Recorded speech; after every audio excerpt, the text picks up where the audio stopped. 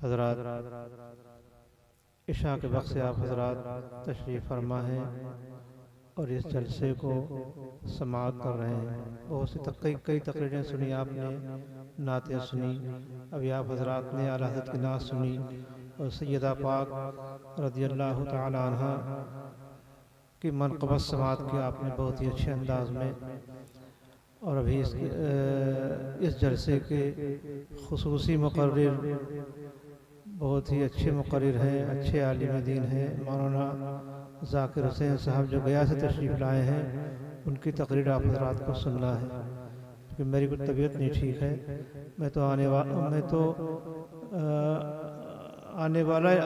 والا ہی نہیں تھا کیونکہ میرے پیٹ میں بہت تکلیف تھی، لیکن آپ لوگوں کی محبت کہہ لیجئے یا کچھ بھی کہہ لیجئے کہ میں آپ کے ہاں حاضر ہو گیا۔ جلسے ہوتے رہتے ہیں، تمام جلسے ہوتے ہیں، سینکڑوں آپ کے گاؤں میں ہی سال میں 10-20 جلسے ہو جاتے ہوں گے، چاہے میں ہوں یا یہ علماء کرام ہوں۔ ہمارے جو سفر ہوتے ہیں، جو آنا جانا ہوتا ہے، اس کا مقصد مسلمانوں صرف ایک ہوتا ہے، نعرے لگوانا، ہاتھ چموانا یا آگے پیچھے دوڑ کے آپ استقبال کریں، یہ سب مقصد نہیں ہوتا ہے۔ اور اگر حقیقت پوچھئے، دل کی بات پوچھئے، تو یہ سب چیزیں اچھی بھی نہیں معلوم ہوتی ہیں کہ آپ دوڑ دوڑ کے نعرے لگا رہے ہیں، آپ ہاتھ پیر چوم رہے ہیں۔ ہاں اچھی لگتی ہیں، کب اچھی لگتی ہے کہ جب ہمارے آنے کے بعد آپ کے اندر کوئی تبدیلی پیدا ہو جائے، ہے نا، کہ آپ نے ہمارے ہاتھ چومے، پیر چومے، آگے پیچھے دوڑ رہے ہیں، نماز غائب۔ کتنے لوگ ایسے یہاں پہ اتنا مجمع ہے، اتنے لوگ ہیں، پتہ نہیں کتنے لوگ ہوں گے، میرا خیال سے 75% لوگ ایسے ہوں گے جنہوں نے عشاء کی نماز نہیں پڑھی ہوگی۔ بتائیے، آپ میرے پیچھے دوڑ رہے ہیں، بھاگ رہے ہیں، ہاتھ چوم رہے ہیں، پیر چوم رہے ہیں، نعرے لگا رہے ہیں، عشاء کی نماز غائب۔ تو میں نے جو کہا کہ نعرے اچھے نہیں لگتے، نعرے اسی لیے نہیں اچھے لگتے، عشاء کی نماز چھوڑ کے میرے ساتھ نعرے لگا رہے ہیں آپ، میرے ہاتھ چوم رہے ہیں۔ تو ایسے ہاتھ چومنے سے کیا فائدہ ہے؟ ایسی عقیدت ٹھیک ہے، عقیدت ہے آپ کی، لیکن جو فائدہ عقیدت کا ملنا چاہیے وہ نہیں ملے گا۔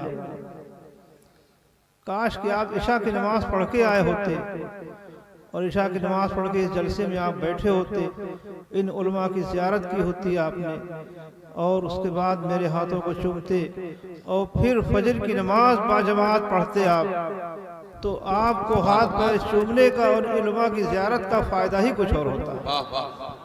سبحان اللہ، سبحان اللہ۔ تو ٹھیک ہے، اس وقت جو بھی ہے، لیکن آئندہ جب میں آؤں تو مجھے یہ سننے کو ملے کہ ہاں یہ جلسہ ہوا تھا، اس کے بعد سے اس قصبے میں تبدیلی آئی ہے، اس قصبے میں لوگوں کے اندر ایک نیا ماحول پیدا ہوا، ایک نئی روشنی آئی ہے۔ اور یہ دستاربندی کا جلسہ ہے، مدرسے کا جلسہ ہے، بچے فارغ ہوتے ہیں، یہ دین کے خادم ہیں بچے، بڑی محنت سے ان اساتذہ نے، مولانا صاحب ابھی میں ان سے میرا تعارف نہیں ہے، اعلان کر رہے تھے، بڑی محنت سے انہوں نے بچوں کو پڑھایا ہے کہ مدرسے کے بچے ان کی بڑی اہمیت ہوتی ہے مسلمانوں، بڑی فضیلت ہے ان کی۔ میرے بڑے ابا فاتح بلگرام جو کہ 20 سال اپنے حجرے کے باہر نہیں نکلے، ان کے لیے اگر کوئی باہر سے بہتر جا کر کے ان کو میری طرف سے یہ مٹھائی پیش کر دیجئے گا یا کچھ پھل پیش کر دیجئے گا، تو جب وہ آتے تھے تو میرے ہاں بھی ایک چھوٹا سا مدرسہ ہے، تو میرے بڑے ابا وہ مٹھائی کا ڈبہ دیتے تھے اور کہتے جا کر کے مدرسے کے بچوں کو بانٹ دو، جا کر کے مدرسے کے بچوں کو بانٹ دو۔ پہلے تو نہیں سمجھتا تھا، چھوٹا تھا، کہ یہ مدرسے کے بچوں کو کیوں بھجواتے ہیں، بعد میں جب پڑھا اور معلوم ہوا تب سمجھ میں آیا کہ یہ مدرسے کے بچوں کو اپنے گھر میں نہ بھجوا کر کے مدرسے کے بچوں کو مٹھائی بھجواتے ہیں کہ علم دین حاصل کر رہے ہیں یا قرآن مجید پڑھ رہے ہیں، اپنا گھر چھوڑ کے آئے ہیں، تو ان کو مٹھائی جا کر کے تھوڑی تھوڑی مٹھائی بچوں کو بانٹ دو۔ یہ ہمارے بزرگوں کا طریقہ تھا مسلمانوں، اس طرح سے انہوں نے علم دین حاصل کرنے والوں کا خیال رکھا انہوں نے، اور میرے بڑے ابا میں بہت جگہ یہ بات کہہ چکا ہوں، اکثر کہتا رہتا ہوں کہ ان کے پاس جب علماء آتے تھے، مولانا لوگ آتے تھے، تو میں چھوٹا تھا تو ان کو علماء کو پیسے دیتے، نظر پیش کچھ ایک آج سے 40 سال پہلے 1 روپیہ 2 روپیہ 5 روپے چلتے تھے تو وہ دیتے تھے، نکل تک اٹھایا 1-2 روپیہ اٹھایا دے دیا۔ تو میں نے ایک دفعہ ان سے پوچھ دیا کہ آپ یہ مولانا لوگوں کو پیسے کیوں دیتے ہیں؟ تو میرے بڑے ابا نے فرمایا کہ بیٹا پیسے نہیں دیتا ہوں، صرف اپنے بزرگوں کی سنت کو ادا کرتا ہوں۔ تو پھر انہوں نے کئی ایک نام لیے کہ فلاں بزرگ فلاں بزرگ فلاں بزرگ اپنا صدقہ نفلی صرف علماء کو ہی دیا کرتے تھے۔ میں اپنے اسلاف کے طریقے کو اپنا رہا ہوں، ان کے طریقے کو پورا کر رہا ہوں۔ سوچیے جو اپنے اسلاف کے طریقوں کا اس طرح سے خیال رکھے، مستحب باتوں کا اس طرح سے خیال رکھے کہ ان کو بالکل واجب کا درجہ دے دے، تو ان حضرات کی نظر میں فرائض و واجبات کا کیا درجہ ہوگا؟ آج ہم فرض چھوڑ دیتے ہیں۔ نماز ہمارے اوپر سب سے اہم فرض ہے، فرضوں میں سب سے اہم فرض نماز ہے۔ اب عبادتوں میں سب سے افضل عبادت نماز ہے، ہم اس کو چھوڑ دیتے ہیں، ہمیں کوئی فرق ہی نہیں پڑتا ہے۔ تو جلسے صرف اس لیے ہوتے ہیں کہ ہم جلسوں میں آئیں، علماء کی باتوں کو سنیں اور سن کر کے اس پہ عمل کریں، تاکہ ہماری دنیا بھی سنور جائے اور ہماری آخرت بھی سنور جائے۔ جو میں نے کہا تھا کہ نعرے اچھے نہیں لگتے، نعرے اسی لیے نہیں اچھے لگتے ہیں کہ جلسے ہوتے ہیں ہمارے اندر کوئی تبدیلی نہیں آتی ہے، جلسے ہوتے ہیں ہمارے اندر کوئی بدلاؤ نہیں آتا ہے۔ مسلمانوں، آپ سے یہی گزارش ہے اور کہ جلسے سنیں اور اپنے دن و رات اپنے شب و روز کو دیکھیں کہ ہم دن بھر کیا کرتے ہیں۔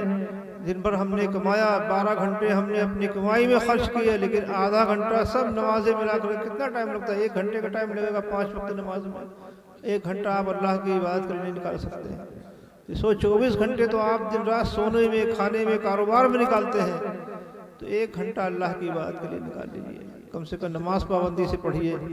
اور تمام بری باتوں سے آج کل ایک چیز بہت بری ہمارے میں نے کئی جگہ دیکھا، میرے سامنے یہ باتیں آئیں، کچھ لوگ پیسے کا لین دین اس طرح سے کرتے ہیں جو بیاج کی صورت ہے۔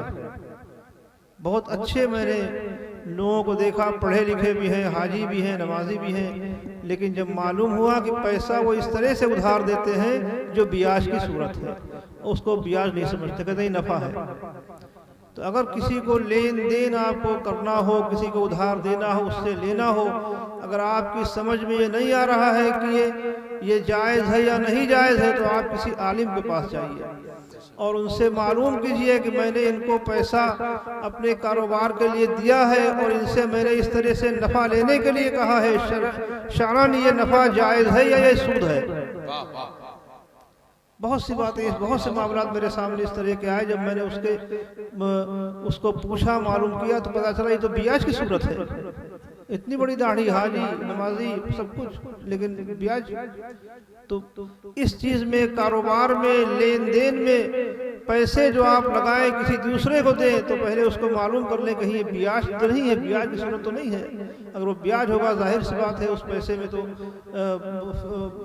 وقتی طور سے تو برکت آپ کو دکھائی دے گی، لیکن جب وہ اس پیسے سے آپ اپنے اس پیسے کا نوالا اپنے منہ میں رکھیں گے، آپ کے پیٹ میں جائے گا، ظاہر سی بات ہے آپ کا دل سیاہ ہوگا، اور جب دل سیاہ ہوتا ہے تو اس دل پہ اچھی باتوں کا اثر مسلمانوں نہیں ہوتا ہے، اور وہ دل اچھی بات قبول کرنے سے بالکل ہی محروم ہو جاتا ہے۔ تو اپنی زندگی کو شریعت کے مطابق گزاریں۔ اور ایک بات جو آج کل میں ہر جگہ کہتا رہتا ہوں کہ اس وقت تمام طرح کے فتنے، بہت سی باتیں چل رہی ہیں، خاص کر موبائل سے، کوئی کسی کی گستاخی کرنے لگتا ہے، کوئی کسی کی گستاخی کرنے لگتا ہے۔ میں نے اپنے ہاں عرس میں بھی یہ بات بیان کی تھی اور اکثر اور جگہ بیان کر چکا ہوں کہ ہمارے بزرگوں کا جو عقیدہ ہے، جو ہمارے بزرگوں کا عقیدہ ہے، میرے جد اعلیٰ سید محمد صاحب دعوت سورہ واسطی بالگرامی رضی اللہ تعالی عنہ 800 سال ہو گئے ان کو آئے ہوئے۔ اس وقت جو ہمارا عقیدہ کہ افضل البشر بعد الانبیاء بالتحقیق سیدنا ابو بکر صدیق، افضل البشر بعد الانبیاء نے اپنے اندر ساری فضیلتیں سمیٹ لی. اب اس کو اگر خالی افضل البشر کہہ دیا جائے لوگ اس میں بھی وہ کرنے لگتے ہیں. بہرحال اس میں ساری فضیلتیں. اس کے بعد بتدریج سیدنا فاروق اعظم، سیدنا عثمان غنی، سیدنا مولا کائنات رضی اللہ تعالیٰ عنہ، عشرہ مبشرہ، اہل بیت اطہار، جملہ صحابہ کرام، جو اس میں حضرت امیر معاویہ بھی شامل ہیں، ان سب کی عزت و تکریم ہمارے اوپر واجب و لازم ہے. سبحان اللہ. ذرہ برابر کسی کی شان میں گستاخی اپنے ایمان کو خراب کرنا ہے. یہ عقیدہ رکھیے، یہ ایمان رکھیے. اس کے بعد یا علی یا علی کے نعرے لگائیے، آپ کو برکت ملے گی. یہ عقیدہ رکھیے، یا حسین آپ کا ورد کرتے رہیے، آپ کو برکت ملے گی. تو اس طرح سے اپنے عقیدے مسلک اعلیٰ حضرت جو صحیح میں ہے وہ یہی ہے. مسلک اعلیٰ حضرت میں مضبوطی سے قائم رہے، اور یہ مدرسہ جو بچے فارغ ہو رہے ہیں اس مدرسے کو خوب ترقی دیں، اس کو خوب پروان چڑھائیں. اللہ تعالیٰ ان بچوں کو دین کا سچا خادم بنائے. آپ سبھی حضرات کے کاروبار میں رزق میں اللہ تعالیٰ خوب برکتیں اور ترقی عطا فرمائے. آپ سب کی جان مال عزت آبرو کی اللہ تعالیٰ حفاظت فرمائے. اس جلسے کو اللہ تعالیٰ قبول فرمائے. ہمارے اور آپ کے یہاں آنے کو اللہ تعالیٰ قبول فرمائے. ہم سب کا خاتمہ اللہ تعالیٰ ایمان فرمائے. وما علینا الا البلاغ. السلام علیکم.